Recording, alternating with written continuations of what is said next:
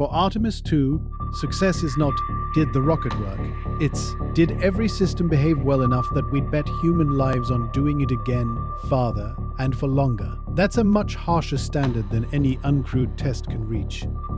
Robotic missions are fantastic at collecting data, but they are terrible at telling you what it's like to be a fragile biological organism inside the machine. A human body is not just another payload.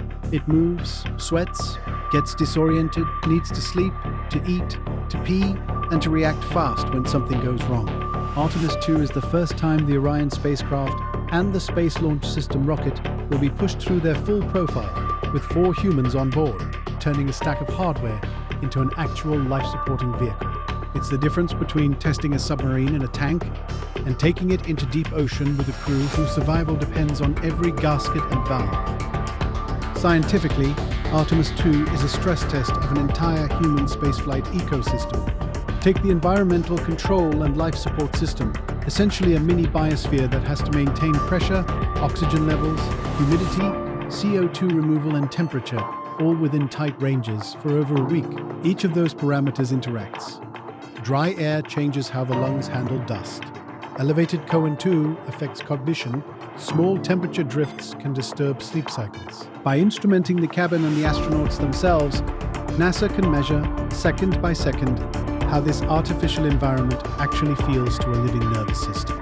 That's data no sensor mannequin can give. Reaction times, fine motor control, decision quality under fatigue, even how minor annoyances accumulate into real risk over days. Artemis 2 also pushes humans back into deep space for the first time since Apollo 17 in 1972. Low Earth orbit, where the ISS lives, is still tucked inside much of Earth's protective magnetic field. Artemis 2 will swing far out on a so-called free return trajectory around the Moon, where the spacecraft is exposed to higher fluxes of cosmic rays and solar energetic particles. Radiation detectors inside Orion, combined with personal dosimeters the crew will wear, will map exactly how much ionizing radiation a human accumulates out there, and how well shielding and spacecraft orientation actually reduce that dose.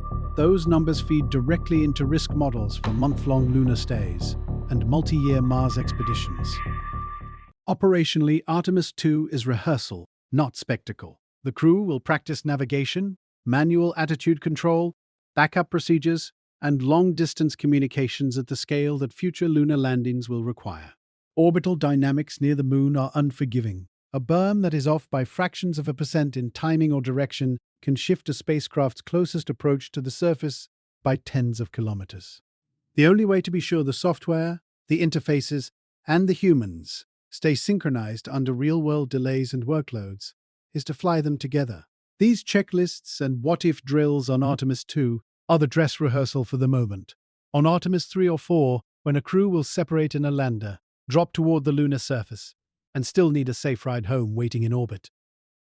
And beyond the Moon, Artemis 2 is a scaled-down prototype of a Mars mission, not in distance, but in architecture. Closed-loop life support, autonomy when communication delays stretch, living with constrained volume and resources, and coping psychologically with seeing Earth as a distant sphere instead of a big blue sky.